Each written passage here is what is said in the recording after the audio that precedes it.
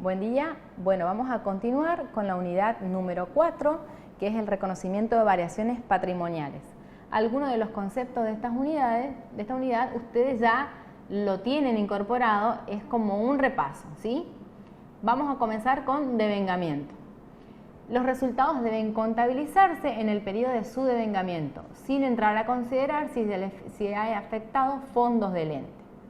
Período del devengamiento. El periodo en el que se produjo el hecho sustancial que genera el resultado, hecho generador. ¿Cómo identificamos el hecho generador? Tiene relación con el reconocimiento contable tanto de las variaciones cuantitativas o modificativas que provocan ingresos, gastos, ganancias y pérdidas o surgen de transacciones con los propietarios, como las variaciones puramente cualitativas o permutativas que no afectan los resultados del ejercicio, pero sí alteran la composición del elemento patrimonial. En lo que tiene que ver con el reconocimiento contable de activos y pasivos, el hecho generador de las operaciones u hechos que lo afectan están relacionados con la caracterización de dichos elementos. En lo que tiene que ver con ingresos, ganancias, gastos y pérdidas que corresponden imputar al periodo para la determinación del resultado del mismo, la identificación del hecho generador diferirá según se trate de resultados originados en transacciones con tercero. El resultado debe reconocerse contablemente cuando la operación que lo origina queda perfeccionada desde el punto de vista de la legislación. Resultados originados en hechos internos que provocan valorizaciones o desvalorizaciones de activos y pasivos. En este caso, el hecho generador es la propia ocurrencia del hecho interno. Resultados originados en hechos externos provenientes del contexto. El hecho generador es la propia ocurrencia del hecho externo. Bases y pautas de reconocimiento de los resultados.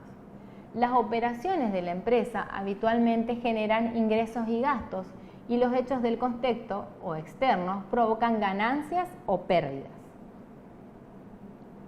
Las pautas básicas para el reconocimiento de resultados en general son: imputar la variación patrimonial al periodo en el que ocurrió el hecho sustancial que la generó. Imputar solo variaciones patrimoniales objetivamente medibles. Actuar con prudencia, lo que significa evaluar todos los riesgos que puedan afectar las operaciones, revirtiendo sus resultados. Observar el requisito de esencialidad, utilizar moneda homogénea. Bases y pautas para el reconocimiento de los resultados ingresos. Empresas que comercializan bienes cuya venta requieren esfuerzo. Al periodo en que las operaciones quedan justificadamente perfeccionadas, tradición. Empresas que producen o compran y venden bienes de mercado transparente, venta asegurada, en el periodo de producción. Empresas que prestan servicio en el periodo en el que se concluyó la prestación. Gastos. Vinculado con algún ingreso específico identificable, debe imputarse al mismo periodo en el que se imputó el ingreso. No vinculados con un ingreso específico, pero sí con un periodo determinado, debe imputarse al mismo. Si no es posible identificar ni con un ingreso ni con un periodo específico, debe imputarse en el periodo en el que se conoce. Ganancias y pérdidas son de reconocimiento inmediato. Contingencias, conceptos. Del latín contingentia, posibilidad de que algo suceda o no, es la posibilidad de que ocurra o no en el futuro un hecho incierto en el presente. Contingencia es la posibilidad de ocurrencia o no en el futuro de hechos inciertos en el presente que originarían una variación patrimonial modificativa, positiva o negativa. Hay consenso en que la existencia o valuación de un activo o pasivo es contingente cuando depende de que se concrete o no uno o más hechos futuros e inciertos a la fecha de la medición. La clasificación, según su efecto patrimonial, son de ganancia o de pérdida. Según la probabilidad de concreción, son probables, ni probables ni remota o remota. Según la posibilidad de estimar objetivamente su efecto, su impacto puede estimarse con un grado razonable de objetividad cuantificable y si no son no cuantificables. El tratamiento contable, bueno, hay tres factores a tener en cuenta. el momento de ocurrencia del hecho sustancial que genera la incertidumbre, posibilidad de cuantificación objetiva del hecho contingente, probabilidad de ocurrencia del hecho contingente.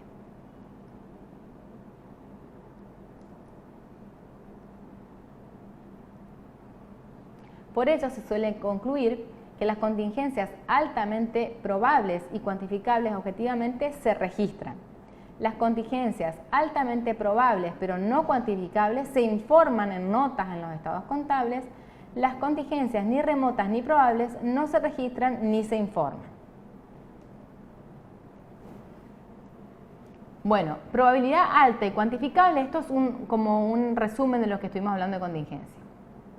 Favorable y desfavorable. Favorable, solo nota, incluyendo el reembolso de una obligación registrada, y desfavorable se registran. Probabilidad alta, pero no cuantificable, solo se hace una nota, y en el caso que sean desfavorables, solo nota, pero se admite descripción general breve si la divulgación puede ser perjudicial para perjudicar al ente.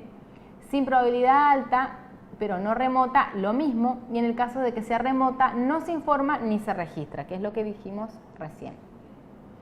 Hechos posteriores al cierre. Son hechos cuya ocurrencia se produjo durante el periodo transcurrido entre la fecha de cierre del ejercicio y la fecha de emisión de los estados contables. Estos hechos posteriores al cierre pueden ser hechos que brindan elementos de juicio adicionales sobre las condiciones ya existentes a la fecha de los estados contables, hechos confirmatorios, y hechos nuevos que no se relacionan con situaciones existentes a la fecha de cierre.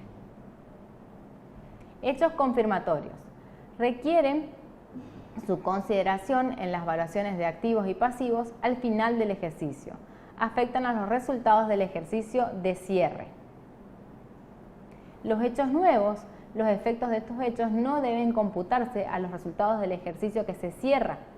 En el caso de tratarse de hechos significativos y que posibilite la alteración de las decisiones de los usuarios de los estados contables, deben ser expuestos en notas a los estados contables con identificación de sus probables efectos.